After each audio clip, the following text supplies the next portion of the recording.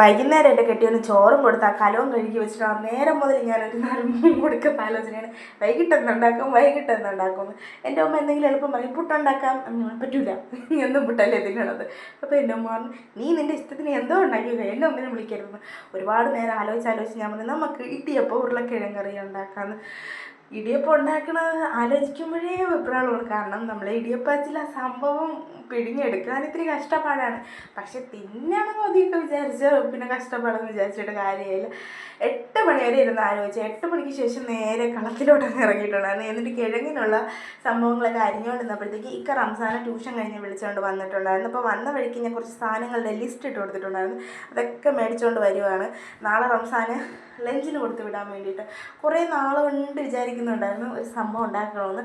അപ്പം അതിന് വേണ്ടിയിട്ടുള്ളതായിരുന്നു സാധനങ്ങൾ. അപ്പോൾ അത് നാളെ അതെന്താണെന്ന് നാളെ പറയാം.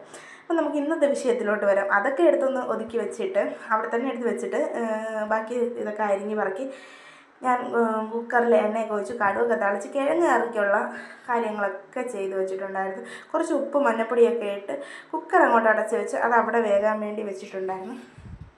എന്നിട്ട് റംസാൻ്റെയിലും ഞാൻ പറഞ്ഞു നീ അതായത് വാപ്പിച്ച് കൊണ്ടുവച്ച സ്നാക്സ് അല്ലാതെ ഇവിടെ ഇരിപ്പുണ്ട്, നിൻ്റെ സാധനങ്ങളാണ്, അതൊക്കെ നീ എടുത്തങ്ങ് ഒതുക്കി വെച്ചേക്കണമെന്ന് പറഞ്ഞു. അപ്പം അവൻ തന്നെ പോയി ബക്കറ്റൊക്കെ എടുത്തുകൊണ്ട് വന്ന് അതൊക്കെ ഒതുക്കി വെച്ചിട്ടുണ്ടായിരുന്നു. അപ്പോൾ ഇന്നലത്തേലും കുറച്ച് പായസമൊക്കെ ബാക്കിയുണ്ടായിരുന്നു. അപ്പോൾ ഉമ്മ അത് ചൂടാക്കി വെച്ച് എന്നിട്ട് എടുത്ത് കുടിക്കാൻ പറഞ്ഞു. ഞാനാണെങ്കിൽ തണുക്കട്ടെ എന്ന് പറഞ്ഞ് അങ്ങനെ ഇരിക്കുമായിരുന്നു. അങ്ങനെ അതൊക്കെ തണുത്തപ്പോഴത്തേക്കും അതിൽ നിന്നും കുറച്ച് കോരി കുടിച്ചു. ഇതിൻ്റെ ഇടയിൽ പിള്ളേർ രണ്ടും കൂടെ മാറി ഭയങ്കര വഴക്കാണ്. റിദാനാണെങ്കിൽ ആവശ്യമില്ലാണ്ട് എൻ്റെ റംസാനെ എടുത്തിട്ട് അടിയാണ്.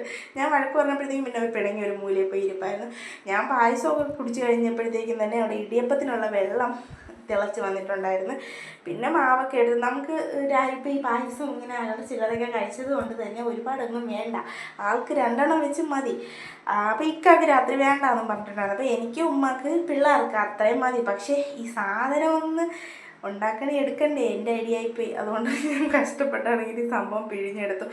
ഇത് എന്ത് പറ്റിയെന്ന് അറിയത്തില്ല, നല്ല ഇതായിരുന്നു. പക്ഷെ എല്ലാം പോലെ ഞാനിത് ചെയ്തുകൊണ്ടിരുന്നതിൻ്റെ ഇടയിൽ തന്നെ എൻ്റെ ഇതങ്ങോട്ട് ഭയങ്കരമായിട്ട് കരച്ചിലും ഉറക്കം വരുന്നു എന്ന് പറഞ്ഞു. പിന്നെ ഞാൻ അവനെ ഉറക്കാൻ പോയിട്ടുണ്ടായിരുന്നു. ഞാൻ തിരിച്ചു വന്നപ്പോഴത്തേക്കും എൻ്റെ അമ്മ ഇടിയപ്പമൊക്കെ എടുത്ത് പാത്രത്തിലെടുത്ത് വെച്ചിട്ടുണ്ടായിരുന്നു. അവരൊക്കെ കഴിച്ചിട്ട് അപ്പം ഞാനും കുറച്ച് കിഴങ്ങറിയും ഇടിയപ്പമൊക്കെ ആയിട്ട് കഴിക്കാൻ വേണ്ടി എടുത്തിട്ടുണ്ടായിരുന്നു.